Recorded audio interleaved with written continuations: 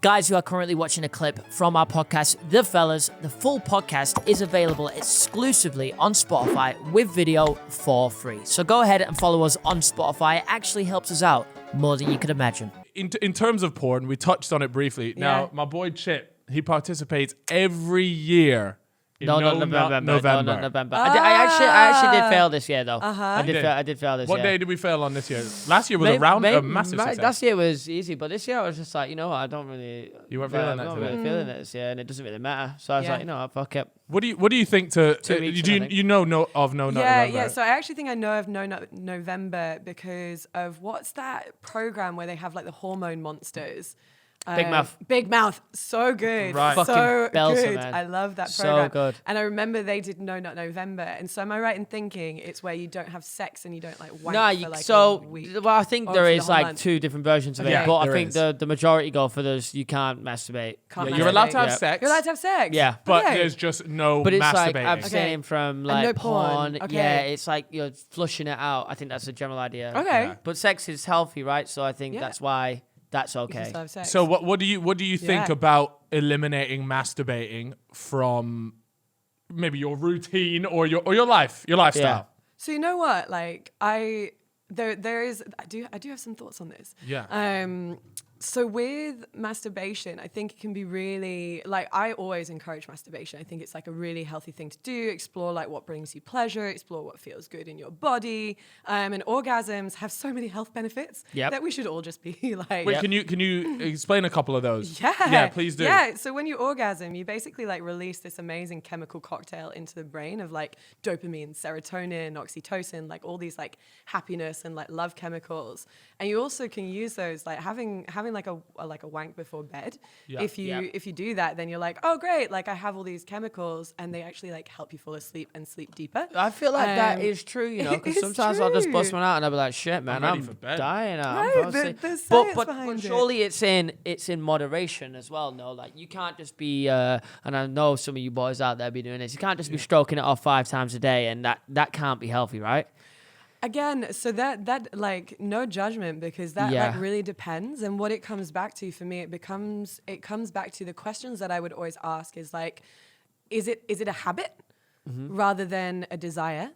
So rather than like you feeling like loads of pleasure like every time that you're doing it and you're like really enjoying it and it's almost like it's just it feels good in the body. Like how do you feel after you've like wanked those like 5 times a day? Do you feel depleted or do you feel like really energized, like really powerful, like really ready to go? Yeah. So It's always the guilt that gets me, man. this is it. Yeah. So that's I'm it. So looking at my- I feel can't. guilty. Yeah, I can't really flash back to any time where I've had a wank and been like, you know what, I was raring to go after it. I feel like it does always like it's always like a little bit of a. Stop it. Let me just sit back and chill out now. Let me put on Halo. Yeah. Let me drive to Now, because Survive. also, if you ever catch like a mirror in your house and you're like, it could be Stop within it, the this first is so 5 minutes. fucking true. The first 5 minutes after having a wank and you catch yourself in the mirror, you look at that person and you're going, that is poor I am- from you, lad. my I'm looking at gosh. myself. I'm going, that was fucking poor. I'll be doing the same shit, man. I'll be sat there like, I'm disgusting. Sometimes I'll be sat there, dick still in my hand. Sometimes my hand's just covered in a bit of nut. Oh, be Maybe the still, tissue, baby. all Oh the my tissues gosh. are next to me, and I'll just be sat there like, shit, man. Why did I even do that? Man, this is why I do what I do. You guys shouldn't be feeling like that. You should be feeling like so much self-love. No, because let me tell you, Oh, what? let me tell you something. Is this common? for No. men, or like, Let me tell you, it's Wow. That's why we actually, do No Nut November. yeah, okay. it's low key a motivator. And this is why, because you look in the mirror and you go, I'll never do that. But you know, in 24 like an hour hours, Nah, you bro, I swear to God, it's 24 hours later, you've ordered a curry, you've got it sat inside your belly, and you're like, you know. might need another one. Yeah, Yeah. you've seen a bit of dry humping on the Netflix On show. the You're like, Netflix, yeah, that's me. I'm in. I'm in. Yeah. Okay, well then, No Nut November can be really powerful. Yeah. I hear what you're saying, and I'll touch on like the shame and the guilt because that's actually really normal as well, and it kind of comes back to one of the things that we were talking about. Like we're not taught about pleasure. We're not taught like for sexuality and masturbation to be normalized and to be something that's good. You know what I would love for like all men and women like to do is to like set up your space for a really luxurious wank, right? No. Like you should like do it like a self-love, something for self-love. Well, like rather you know how than- you create like the duvet forts? Yeah. But it's like that. But You for a are wank. buying a house. I reckon we have a wank room. I think you should. Why do you say we? Like you're gonna be there sorting me out, G. Like, I won't be you there know. every day anyway. Come on, Yeah. man. If you let me use your kitchen, you let me use your wank room. Yeah. My wank room. Mikasa, Dedicated. Sukasa, right? Yeah. Dedicated wank room. So what, is that a bit advice to people out there? Yeah. When you go and you do a bit of masturbation, make sure you do it in a nice environment, not into a toilet bowl. I tell you one thing. It is really nice when everything's prepped. Okay. there you go. Bed sheets to are me. looking good. You've Yeah. not got a toilet roll. No, Yeah. because that's a little bit bottom tier. Like You've about actually soft? got a box of Uh-huh, Kleenex soft tissues just on Men-sized, right? Then you've got a little vanilla scented candle Uh-huh. just blowing away. Then you've Yeah. got a little movie Yeah. playing low in the background. Yeah. Yeah. Life is good. Yeah. And what Do you access in the memory bank, or we got something on the TV? I there? can do anything. Yeah. Yeah. I can do a memory bank. I can do TV, but Whatever. Yeah, but I yeah. feel like the porn. I feel like is bad. Yeah. in Yeah. some way. I feel like Yeah. it's too addictive. Yeah, well, this comes back to that. Is it habitual? So I don't really watch it. like, is it habitual when you're like watching porn? So what I always like to come back to with things like when people worry whether something's like healthy or unhealthy, good or bad, it's really for me like around, well, how does it impact your behavior and how do you feel about that? So for example, like if you're watching lots of porn, how is that impacting your view of women or men or like, and if you're watching like loads of porn, how is that impacting your relationship to yourself? Like if you're saying you're kind of feeling shame or guilt, like after you're watching porn, you're like, oh, that doesn't feel very good. Like, wouldn't it be so much nicer to like watch porn and then be like, oh yeah, like I really desire to watch some porn. Find like porn that is like really gonna like hit the spot, stimulate you. Like there's amazing sites out there that have like educational porn, that have like really indie porn, that have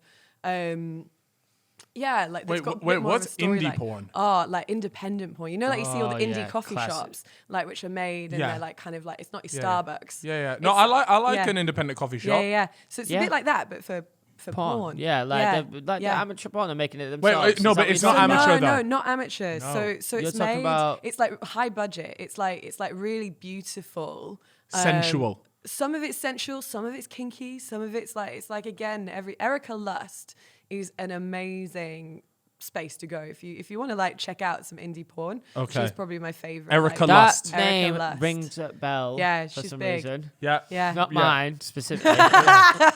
She's good. What, is she quite well known Yeah. in the porn industry then? Yeah, Yeah, I think okay. so. She was one of the first to really kind of pioneer for like fair wages for porn stars and Okay, like cool. the producers and things like that. So everyone's paid really fairly. Like the sets are really beautiful. Everyone's really well treated, and you have all of these like independent directors that come in. Yeah. And one of the things that she does is like confessions. So people write in with their like fantasies and their confessions, Yeah. and she'll make Them a porn, reality. Yeah. Out of them. Okay, cool. Wow, So that's it's a good like idea. it's really so if people like as well, going back to almost like if people aren't sure what their desires are, sometimes I think porn can be a really helpful way to explore like, well, actually, what is it that I might desire? And what I always get people to go back to is like sometimes we think of desire and like what we desire is like acts and activities. Like what is it we want? Do we want like how do we want to have sex? Like what are the physical things? But actually what is so much like more like can turn us on, and there's a lot of like research behind this. I see it a lot with my clients as well. So when we think about like, well, how do we want to feel? Like when I'm having sex, like me, I like to feel like so special. Like I like to feel really desired, like really worshipped, like in sexual activity. And for me, it doesn't really matter like what's going on. If I'm feeling those feelings, I'm like turned on. So that's like the one box Yeah. you want ticked. Yeah. got you. Like I want someone to like, really desire me, really like make me feel Okay, so I got fucking you. special. Yeah. So- do you think everyone has that like one thing that gets like maybe gets them going, or is like that one Yeah. box that they need ticking during sex, and then maybe all the other things are just sort of like bonuses to that, or is it different? Like, Good question. You might find there are a few. So you might find like for example, I've done a lot of work in my own sort of on my own sexuality, and so like feeling special or like worshipped is one. but also having like a space where I feel like so safe. Like for some reason, feeling so safe really turns me on. And like that might sound super bizarre, but like I've noticed by like looking through What do you mean, like, safe? Are you talking Yeah. like lock on the door? That's- Or like, That's what do you, exactly what I was fucking thinking. Lock on the door, man. or like what, Yeah. what do I you can't. mean? I have to have my door locked. Yeah. My flat door. Oh, so you actually being saying Yeah. that? I was just sort of saying that for a Nah, little quip because if there, I but- know that Yeah, like yeah. someone can come in, then Yeah. I'm not. Then Really? I'm Well, not. there you go. Yeah. There you go. So what do you mean when you say safe? Are you talking Yeah. about you really trust the person themselves, Yeah. or like is that what you mean by safe? Yeah. It's that they create like a safe environment for me to be so like liberated and so free. So that for me, and this is different for everyone, and I work with quite a lot of women on like what helps create safety for them as well, because it's so different for everyone. But for me, what helps me feel like safe in a sexual scenario is that like maybe like I have good communication with this person, like they're open, like I can be vulnerable with them, I can share my emotions like vulnerably if I need to. I don't always need to, but I know that I can.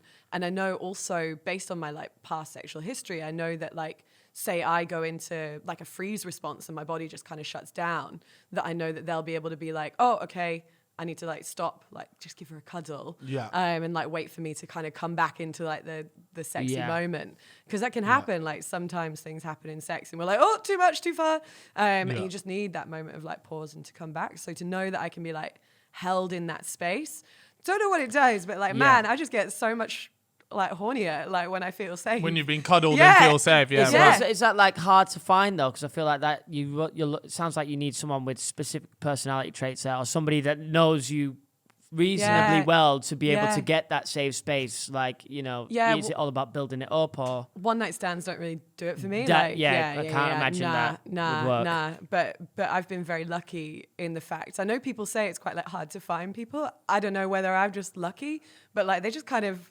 come to me, and all of my sexual partners have been those types of people.